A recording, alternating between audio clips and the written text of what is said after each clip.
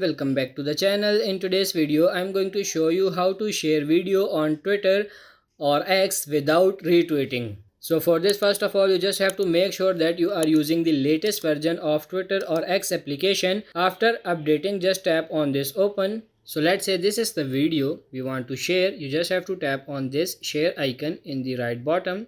Then simply tap on this share via. Now you can copy the link, or you can simply tap on this X or Twitter, tap on this post, and now you can simply post this on Twitter as well. So just simply tap on this post in the top right corner, and now as you can see, it says your post is done. So now if you tap on your profile picture, click on your profile, and now you can see this is the video we have posted right now. So basically you can open it up, and now here you have your tweet. So that's basically how you can share video without retweeting. So that's pretty much it for this video. I hope this video was helpful. If it is, like it and subscribe to the channel. Thank you.